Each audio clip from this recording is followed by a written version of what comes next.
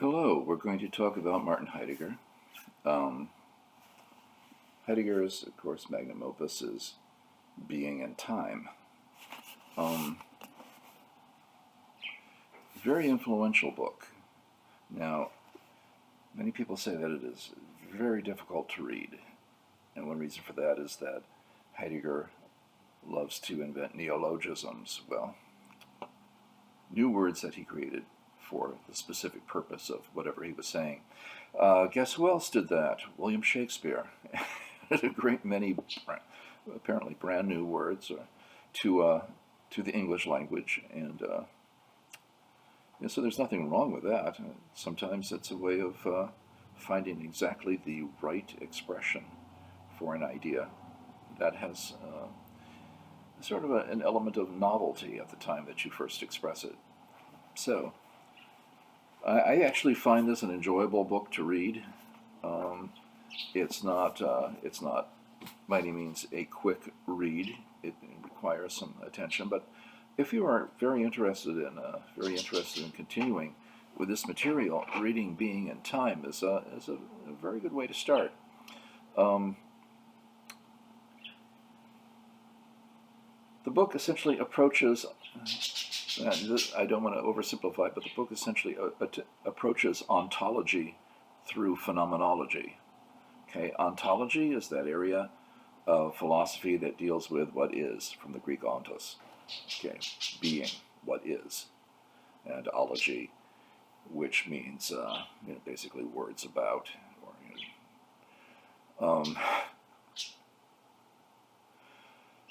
I had a classics professor who despised sociology, and he once noted the word sociology is a bastard combination of a Greek suffix with a Latin word. What good can come of a bastard? So, well, okay. You probably have encountered before the term ontology if you've been studying philosophy. And this is what it is. It's words about being, words about what is, what kinds of things exist. Okay.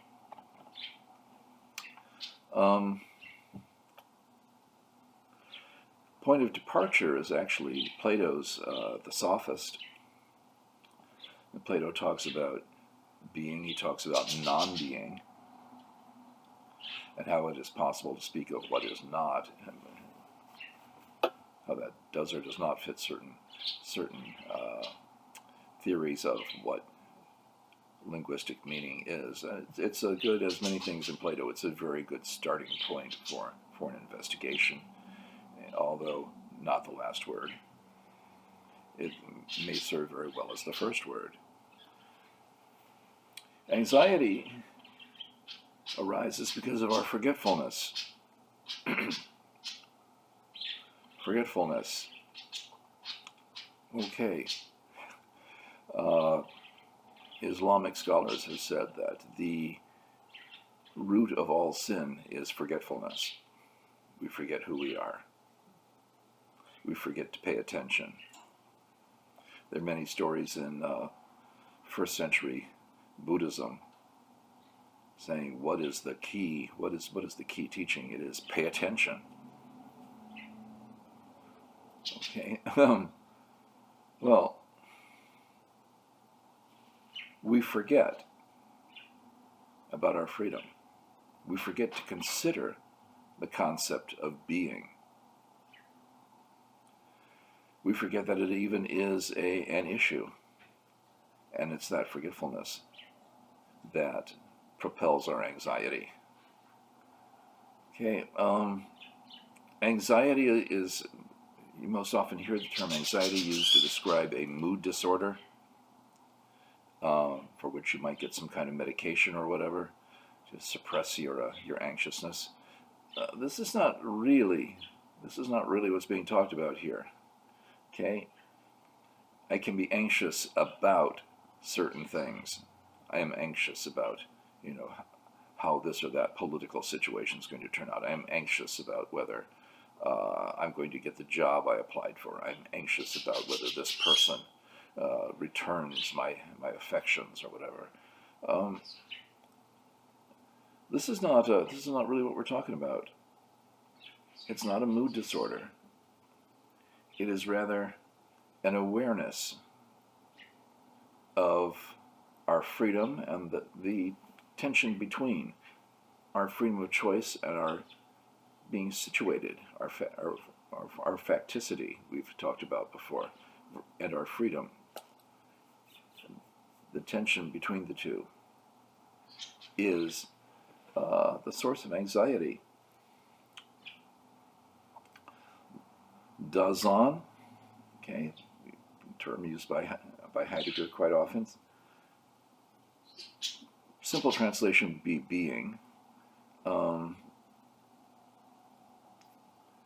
It's our, I'd like to call it our who-ness.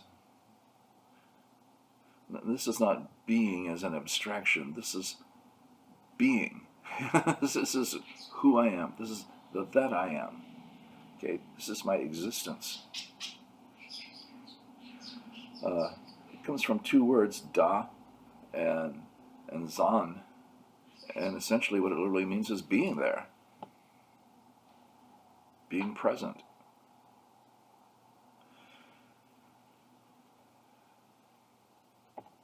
One of my students once in an evaluation said, Mr. McKinster is more present with his students than any professor I've had recently. And I thought, wow, that is a very high compliment. And also, I think she had no idea how how the notion of being present resonated with various philosophies that we might discuss or investigate. How important it is. Okay, we go through great lengths to try to not be present. You hear various teachers, particularly spiritual teachers, echoing that Buddhist notion of being present, be in the present moment. A philosopher who was a Kant scholar who said, find the present moment. There's your challenge. You know, the present moment is some sort of will-o'-the-wisp. It's between the future and the past. We remember the past, we anticipate the future. Where is that present moment? It has, as he used to put it, no spread. Which means you got to just be there. Okay?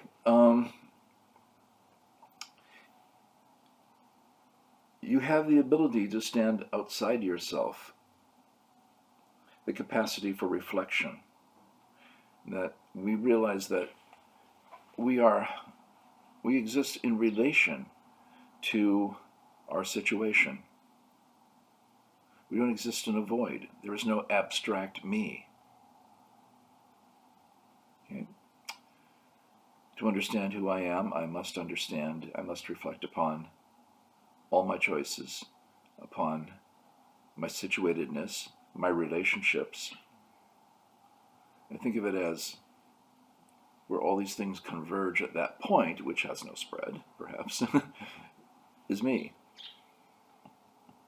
And perhaps the me, it's even misleading because it suggests something less dynamic, more fixed than is actually the case. Okay. Anxiety is the embracing, or the awareness at least, of our nothingness and our freedom. Nothingness, no thingness. I am not this, I am not that. I have freedom. I can choose. Okay? As Jean-Paul Sartre put it, you are the sum of your choices. Okay? But that means that you have the responsibility to choose, and wow, okay, hence anxiety. Anxiety is the fundamental mode of relating to our existence in which we have the sort of an aha experience, the moment in which you awaken from your mundane activities and say, what is this? Why is this? You realize that there is no the way it is, this is simply the way it is. I am a citizen of this country. I am a follower of this religion. I am in this relationship. I have this job. No, those are all choices.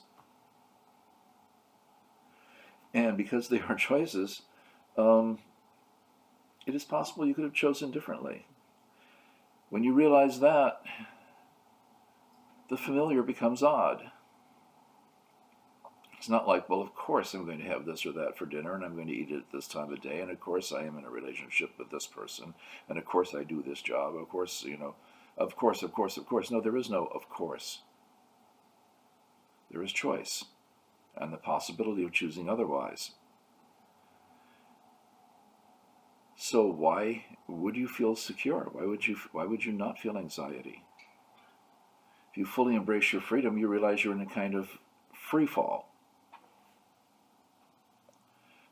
But if you're in a free fall, you may realize that your feeling of a need for rootedness was part of the whole illusion in which you deny your freedom. We're shocked by anxiety into seeing who we are in relationship to our freedom. Who we are is not who we have to be.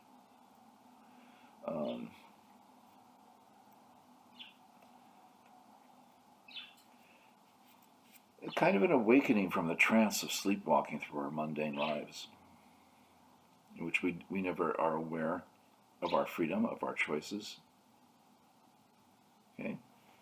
Ortega Gasset, a writer who I very much like, but we're not discussing him in this class because you can't do everything at once. Ortega once wrote, if they give you ruled paper, write the opposite way. Why?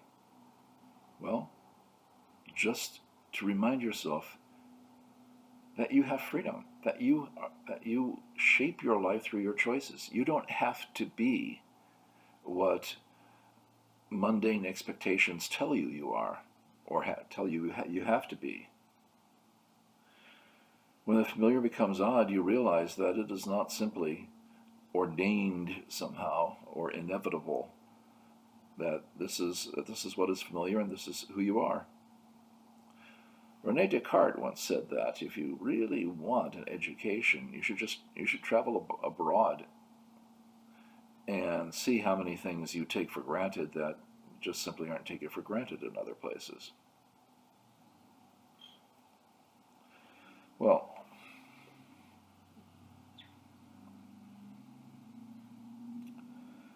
anxiety is always potentially there. We have latent anxiety, or we maybe have heightened anxiety, maybe become aware of our anxiety, maybe try to flee from our anxiety. But we always have the potential to choose freedom. Oh, my life is terrible because I have this job that I hate, and I feel the life sapped out of me every time I go to the office and see those clueless coworkers again and have to deal with this, etc., etc. Well, okay, you know what? You have the freedom to walk into the office and say, I quit. I'm going to do something else. I don't even have to know what else I'm going to do. I do not absolutely have to do this.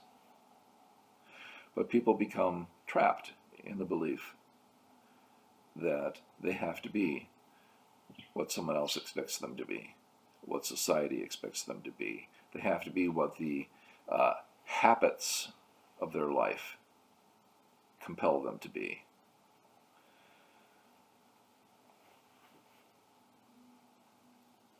once you become aware of your freedom, you have a loss of comfort.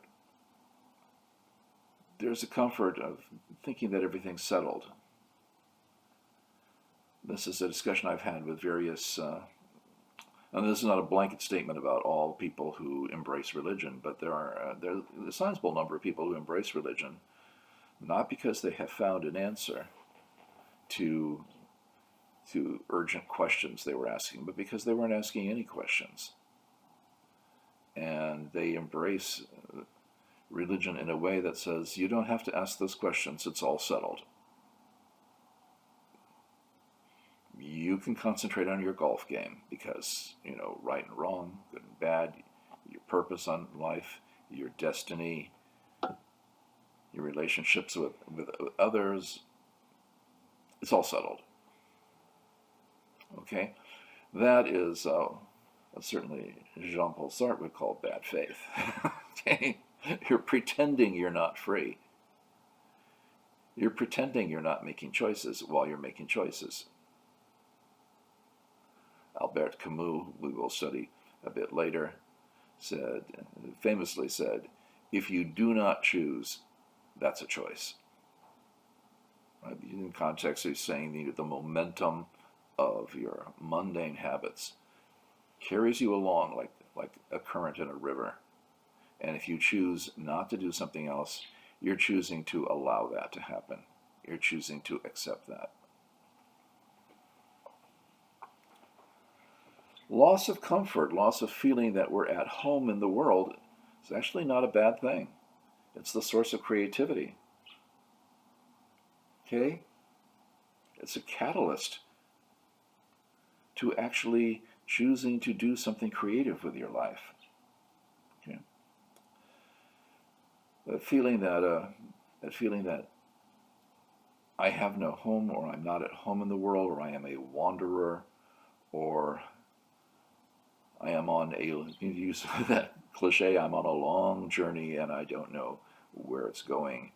And maybe it had, or some Zen Buddhist thinkers would say, there is no destination, there is only the journey. And I think a number of existentialists might say, yeah, exactly. Well, loss of comfort reveals to us that we had comfort. You ever be in a sound sleep and have this experience, you're in a sound sleep and you're having a dream that's very vivid and something vivid or whatever, and then the alarm clock goes off and only at that point do you realize, oh, I was sleeping. I was dreaming. Well, anxiety and that loss of comfort, it's like that alarm clock. Wake up. When Søren Kierkegaard breaks off his engagement, we talked about that before, but there are probably there are a number of reasons involved in his breaking up with his fiancée. But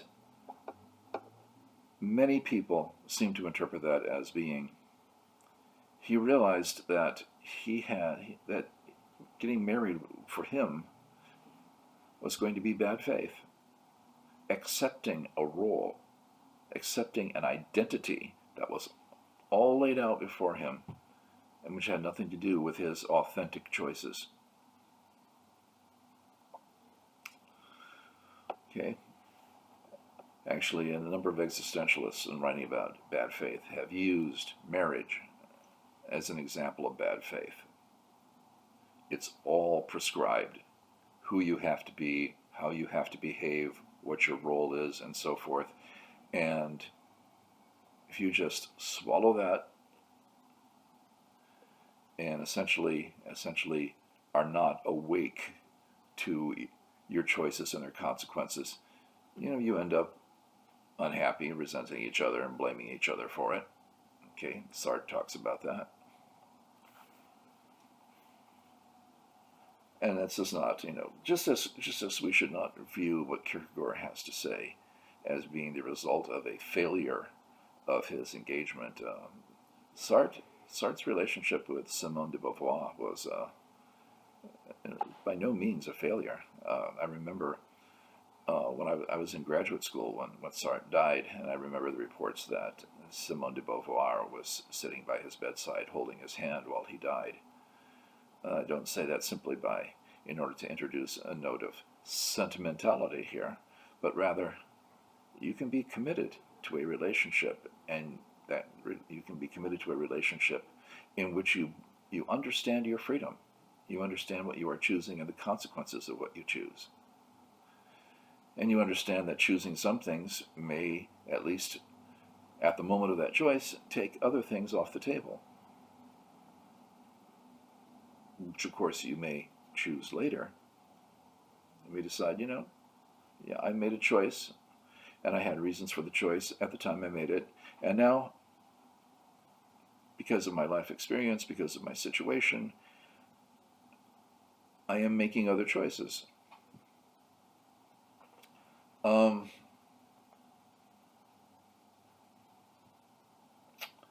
Okay, anxiety does not equal fear. People extol relationships, and very often, I don't know. I was long ago a social worker to do family therapy, and it's interesting how many relationships really boil down to fear. Oh my God, I've got to pretend like, this is the only possibility. If I believe it's the only possibility, then I will sacrifice everything in order to preserve it. And if I preserve it, even if it's very painful and unsatisfying to everyone involved, if I preserve it,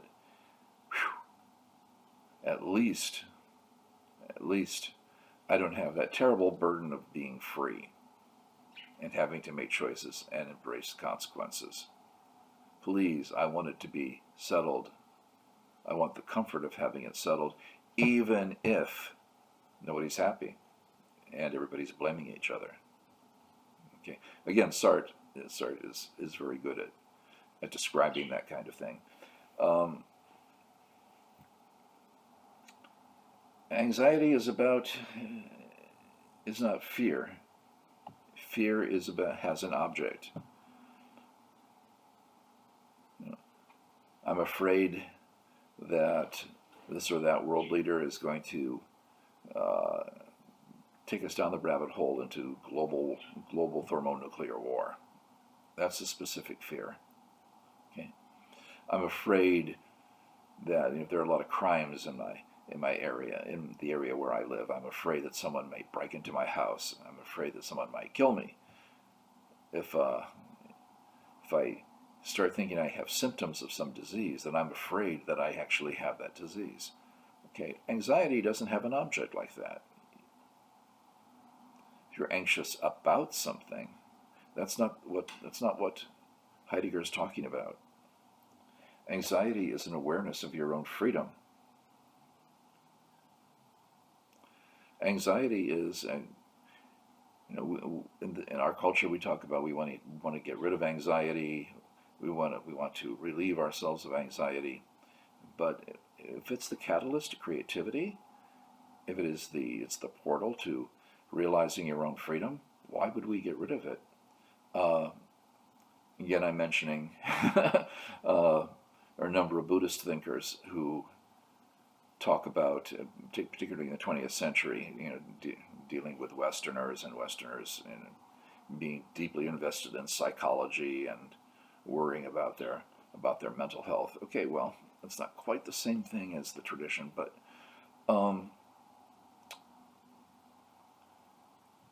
if you talk about the wisdom of insecurity, you've changed your awareness.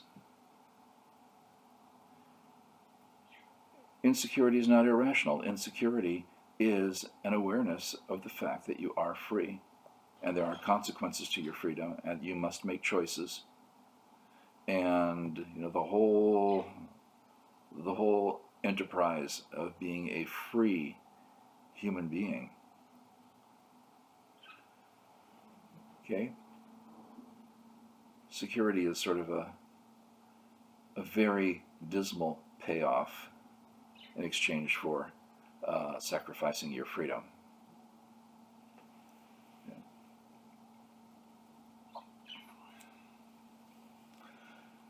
Anxiety is about your own freedom, and anxiety is about nothing. The nothing. Okay, as we've talked about before. The no-thingness. Think of that as being endless potential, endless possibilities. Okay? A phrase from Being and Time is often translated, nothing, nothing's the nothing. Okay, well, here, Heidegger's being, many people would say, they would look at that and say, how pedantic is that and how obscure. But actually, to my ears, Heidegger's being playful and insightful. Nothing, nothing's the nothing. Okay, what is the nothing? The nothing is your freedom. Okay, a 20th century analytical philosopher, Karl Popper, pointed to that particular phrase and said, this is evidence that continental philosophers are simply talking gibberish. Well, if you take any specialized vocabulary, if you will, out of context and say, oh, what's that supposed to mean? I mean, whether it's from an engine maintenance user manual or a treatise on physical chemistry or nothing's the nothing. You take a phrase totally out of context that uses very specialized terms that which have been otherwise defined. And of course it's going to sound like gibberish. I tried to explain to someone, I won't say who, it was a relative,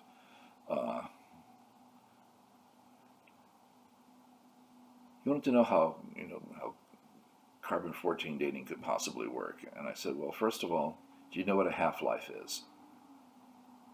The nuclei of atoms deteriorate at very predictable rates. And in fact, even in satellites and so forth, they use atomic clocks which measure the passage of time by measuring the deterioration of nuclei. And at that point, I realized he had a look on his face like I had just hit him in the back of the head with a 2x4, and it was very clear to me, we just did not have enough of a common vocabulary, enough of a common pool of understanding for me to proceed with that explanation. To him, it just sounded like gibberish.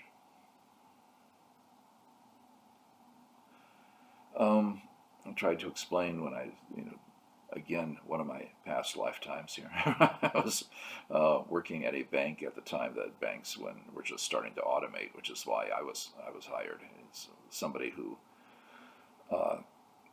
could actually use a computer and not feel like, oh my God, I'm going to blow up the world if I hit the wrong key. As we're going way, way, way, way back,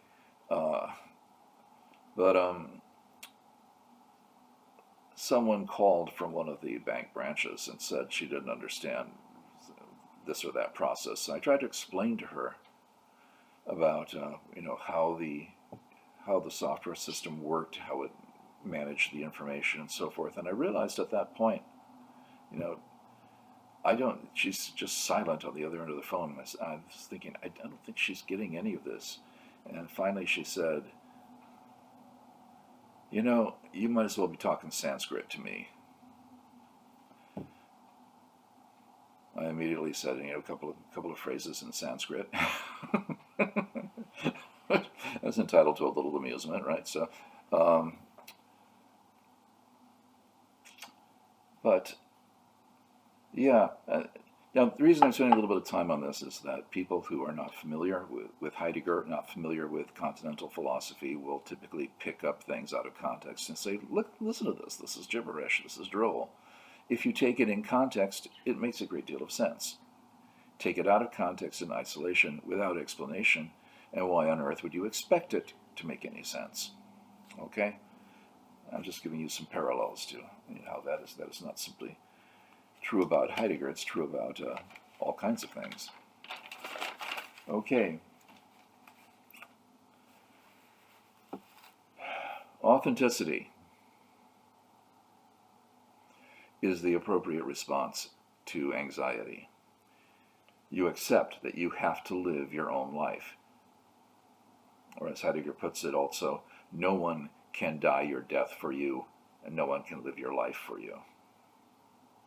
And this is, I think, the kind of thing that Nietzsche has in mind when the person criticizes his philosophy and he says, how could you possibly embrace my philosophy? You're not living my life. Well, of course, Nietzsche was thinking, my philosophy is an expression of my form of life. I accept I must live my own life. I accept I must die my own death. I accept I must make my own choices. I accept there are consequences for my choices, and that forms my philosophy. My philosophy arises out of my life.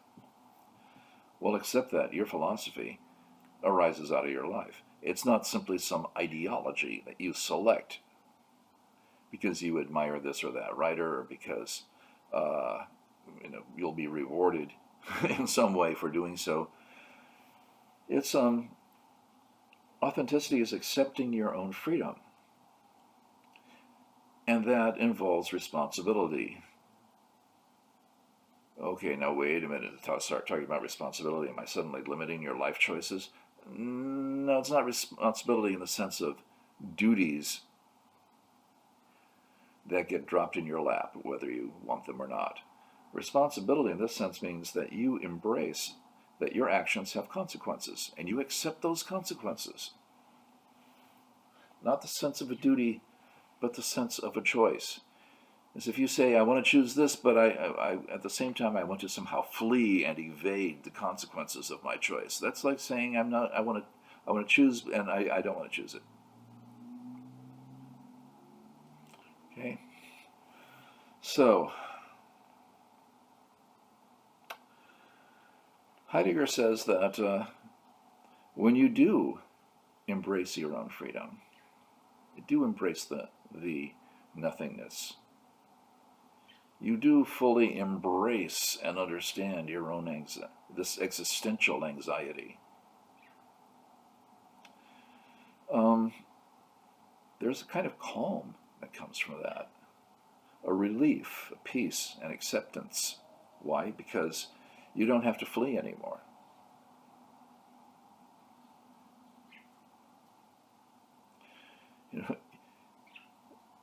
There's a Japanese proverb that says, look your own death in the face and make friends with it so that you can forget about it and actually live your life.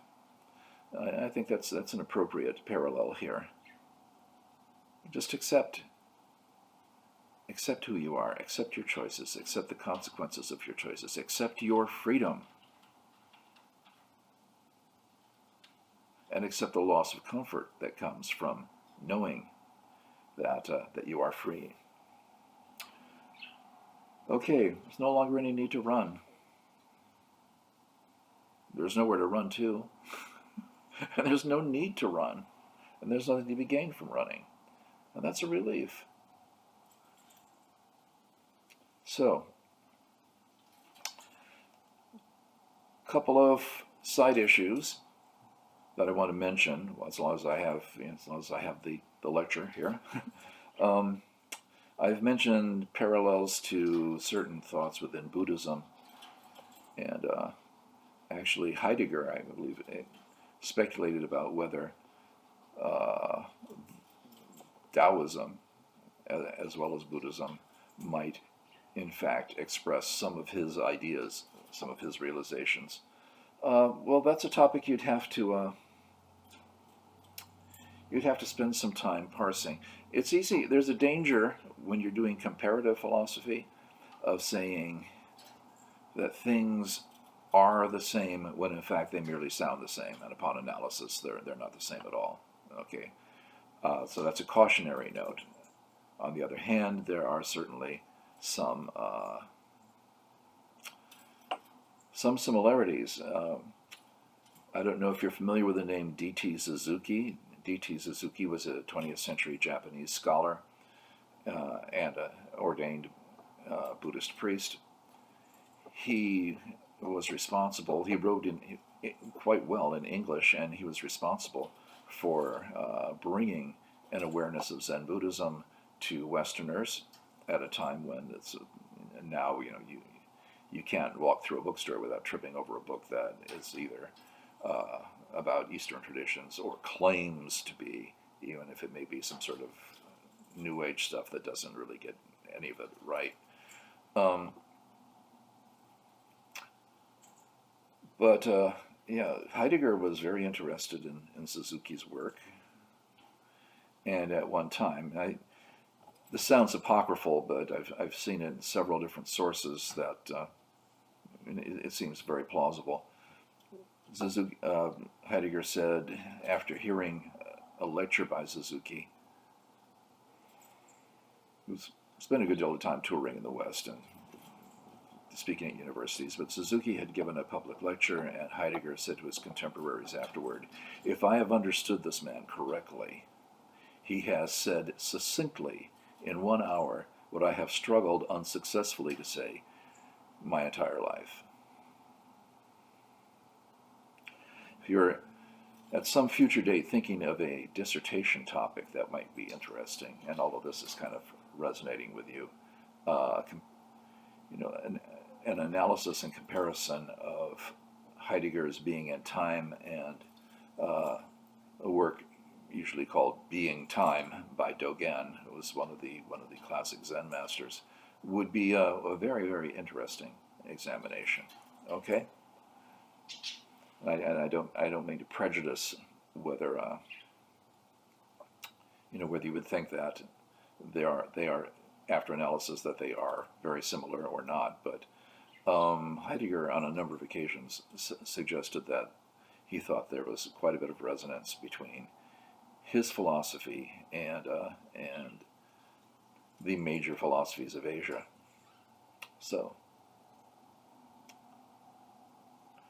the other thing that you have to mention about Heidegger, just because someone will mention it, is, and then go through a whole array of guilt by association fallacies. Yes, Heidegger was at one time enthusiastic about the Nazis. Okay? From as far as we can reconstruct it from his own, what he himself said, he thought that industrialization was sucking the life, the spirit, out of European culture, particularly out of German culture. He thought the Nazis were reviving a real sort of warrior spirit of look life in the face and be a warrior. And a warrior is someone who lives fearlessly.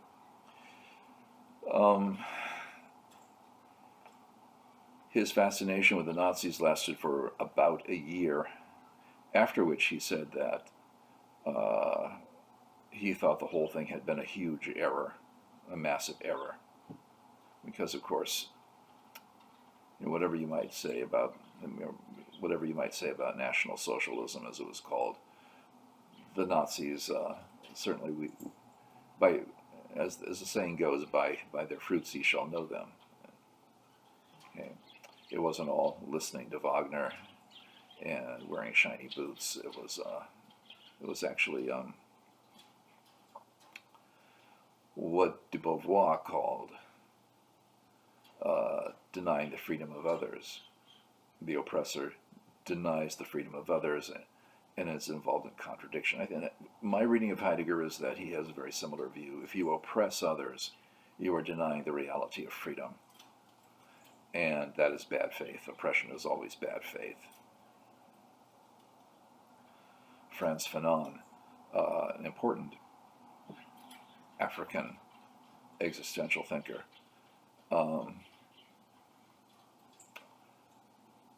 wrote about colonialism and offered that racism is bad faith. Jean-Paul Sartre wrote a very interesting introduction to Frantz Fanon's The Wretched of the Earth. Very worth reading. In fact, in my ethics course, I assigned the Sartre's introduction to the book. And in all likelihood, I'll mention that again before this course is over. So,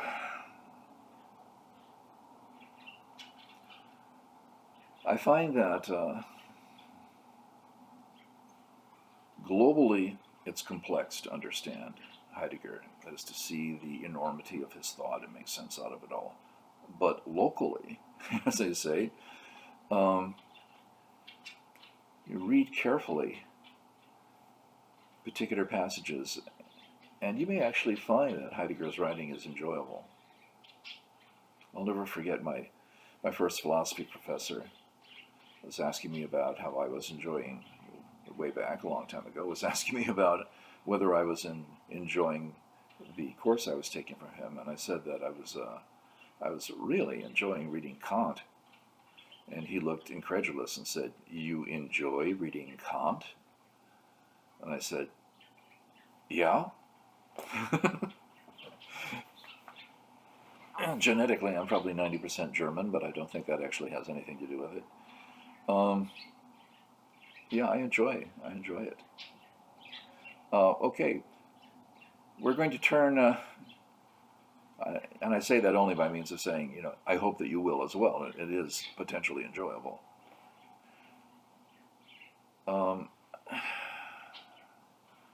Being in Time, of course, is the magnum opus, as I said at the beginning of Heidegger's philosophy. Jean-Paul Sartre's magnum opus was Being in Nothingness. Okay, now if you picked up that book, Being in Nothingness, and looked at the title, you might wonder, what on earth could this be about? Unless you have some familiarity with how Heidegger had already used those terms, and were aware that one of the things that excited Sartre about investigating these topics is that he was very fascinated, very engaged by the philosophy of Martin Heidegger. Okay, so when we discuss Sartre, you're going to see a lot of similarities between Sartre and Heidegger.